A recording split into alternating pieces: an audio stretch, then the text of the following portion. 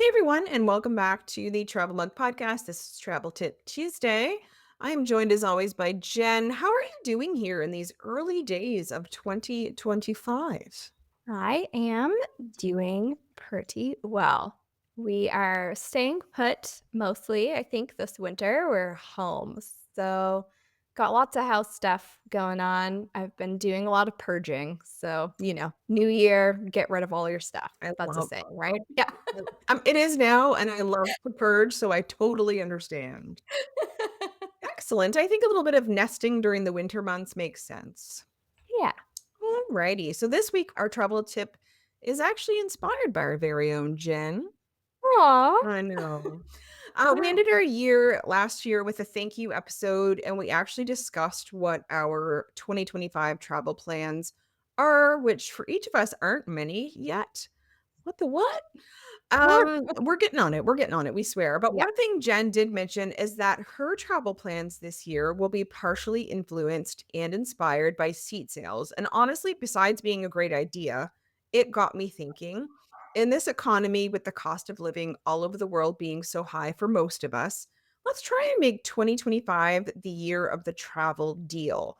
So, I always think to travel deals back when I used to work in the travel industry, which I know are different from sort of the regular layman person out in the world. But many moons ago, I did work in the travel industry, and working in the industry back then, even though they weren't as good as the deals before my time, they did afford perks and deals that the general public, of course, didn't have access to, such as flying for $30 Canadian for two people to Las Vegas. Peter and I did that in 2006, but the deals, of course, even in the travel industry, are harder and harder to come by as they have been for years. So, when the industry deals aren't what they used to be, what does that mean for the rest of us? Right? Yeah. I know. So, what can the average traveler do to search for travel deals? So, my first thought is that you have to be flexible. To find a deal, you have to be available when the deal is available. So, being able to be flexible, in my opinion, is a true, first must. My second suggestion is setting up alerts on sites such as Skyscanner, Kayak, and Google Flights. Just input where and when and set up tracking and be ready, like have your bag partially packed. Yeah. I would also suggest booking in advance when possible. So let's say I'm referring in this regard that if you know you want a few weekends away for later in the year, so not a seat sale required, find somewhere with a reasonable cancellation policy and book early. There are 100% for sure deals to be had for early bird bookers. It's happened to us several times, an early bird Mhm. discount. So the deals are there to be had if you can find a place where you can maybe cancel still a few days in advance in case something comes up, book it. My next suggestion is to search for travel deals such as package travel on sites like Travel Zoo or Red Tag, just to name a few. There's lots out there. Last minute deals aren't even what they used to be, but there are still some decent deals to be had. So why not wake up on a Monday and by Saturday be heading out of town? I mean, Why not? why not? How amazing does that sound? One thing I've done as well is you could also find some local travel agents and follow them on Facebook. I see deals posted all the time, and they're not just for tropical destinations. So it's a really great way to sort of be kept up to date on deals just passively as you scroll through your Facebook feed.